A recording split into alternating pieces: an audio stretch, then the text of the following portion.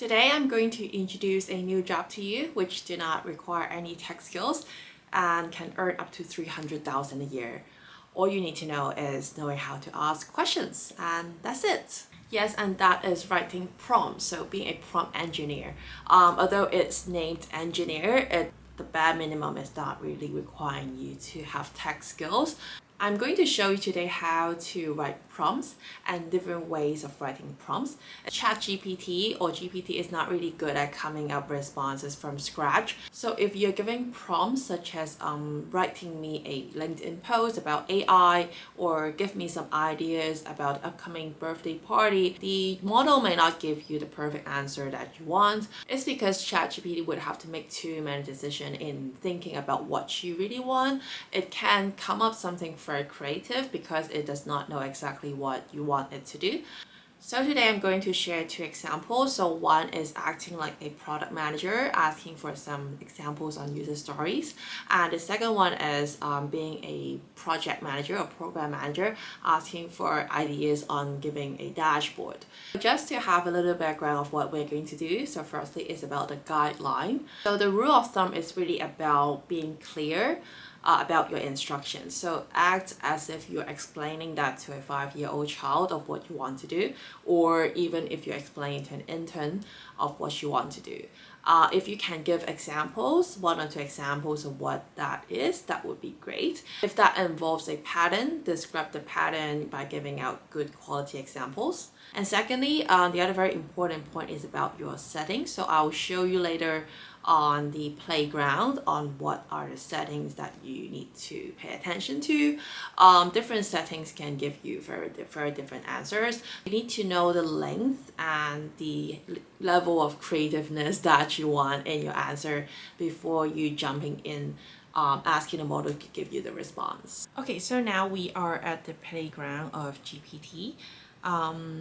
On the left hand side, very obviously, is where you can type your prompt, and on the right hand side is what I mentioned just now on the settings and the mode and the different parameters that you can set. So mostly we use complete mode.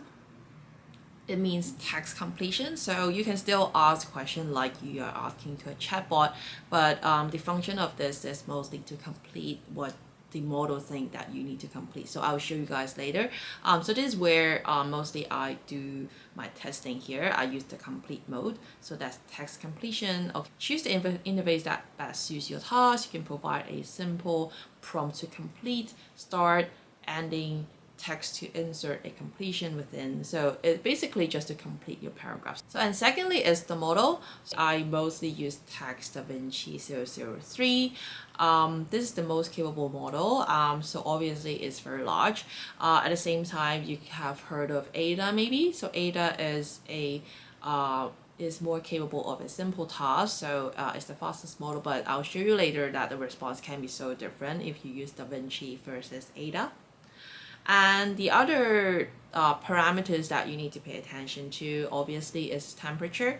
So temperature is control the randomness. So as it says here, the higher the temperature is, the more random that the answer is going to become. So if you do not want the answer to be too ridiculous, you might want to just control the temperature a little bit to like 0.4, something like that. Maximum length, so we do not use number of words. Mostly talk about the tokens. So 100 token is about 75 words. So the maximum number of tokens to generate is currently 2048. So stop sequences mean that you want the model to stop generating response when it sees a certain word. And the rest of the parameters are actually controlling the quality of the response to be. So yeah, that's basically the major parameters that you need to know. So for our first prompt, I have prepared 2 examples. So one example is what a lot of people would do in prompting the model to give you the answer. So this is just around 2 to 3 sentences prompt. So for example 2, following what I suggested is more about the background of my product, what my product aims to achieve, what's the current situation, and what I need to do. So let's try it out on the first example using DaVinci model, setting temperature to around 0.5. After you've got the settings okay, all right, and you can start to generate. It starts to write out the completion based on what I prompt the model to do. So obviously you can see that 10 requirements or 10 user stories is actually here. It can cover a lot of aspects of a user, from using the wallet, from customer service, notification. I think is quite comprehensive, but it may not be very specific. So let's see with my example 2 of what the response would be. Now I will try the second example. So this is a more detailed instruction that I'm going to give the model. So using the same model, same temperature, same length. So let's see what it comes out. You can see that the structure is briefly the same, but then the content inside is very different. So it says here, need to store the fund, transfer fund, exchange fund, having multiple accounts, having automatic payments, analytics and insight, adding an additional user. So you can see that content is different in terms of it does not randomly give me different user stories, but more focused on the actual operations of the wallet, and even going into automatic payments and adding users, having analytics and insight. You can see that it's giving you a more specific response in terms of your background and what you actually need. So let's try a little bit more on adjusting the temperature and the length and regenerate. You can see that if you have increased your temperature, it does not necessarily mean that your completion or your response is going to be better. I see that it is kind of some of the random requirements is coming up here. I think I like the second response better rather than this one. So I can see that it's trying to get a little bit random and trying to get a little bit longer in terms of the response. So let's try the other example of having a dashboard. The example is what I basically need to do in most of my job duties is to produce a dashboard for business reporting. So I'm asking the model to give me some parameters and outline of what my dashboards should include. So I tune the temperature back to 0.3 because I don't want it to be too random. So let's see. So this is the example 1 I showed just now, in which I ask what are the outline of the dashboard I need to have. So obviously you got different category. You got overview, financial performance, operational performance, strategic performance, risk and compliance, other. I think basically it tried to cover every aspect that a business needs to cover, which is pretty good. If you are working from scratch, I think this is a good direction for you to follow, just to see what to include in your reporting. So let's see for the other prompts. Let's see what we've got.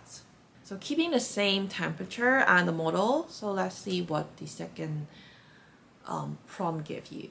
So this one, obviously the categories are different. So you got user acquisition, operation statistics, customer satisfaction, financial performance, product usage, market share. Because on the second example, I actually give a little background of what I need to show in terms of the business performance. It is about our product launch performance, and we have a product, and I need to know how to measure the success of the product launch, such as the user acquisition, such as the operation statistics, etc. So I actually give them example of what I want. So I think this is actually much more specific than I've asked for. For example, it knows you know how to suggest on like acquisition channel conversion rate, which is so relevant. And the other was like number of transactions, transaction volume, how the customer is satisfied, financial performance, number of active users, number of bugs, number of features. I think this is actually like everything really I have to share as part of my business reporting. So this is, I'm pretty happy with this. So I'm thinking to try the other model. Yeah, so you can see that for ADA model, rather than showing you exactly the matrix parameters that you've asked for, it is actually just giving you a summary of what you need to do in terms of doing a business dashboard. I think this is not very useful, to be honest, because I do not need a paragraph of explaining to me, okay, what is important, what's not important, but rather I need an outline or a list of parameters that I need to consider when I am going to do a dashboard. So you can see that the difference is quite significant, especially if you're using the model for your actual work. So that's basically what I wanted to show, different examples of a prompt and how different the response can be. So that gives you a little bit of the idea of prompt design, prompt engineering. Of course, it's just a very brief introduction of what that is, but then it is obviously very interesting and it does actually help my work.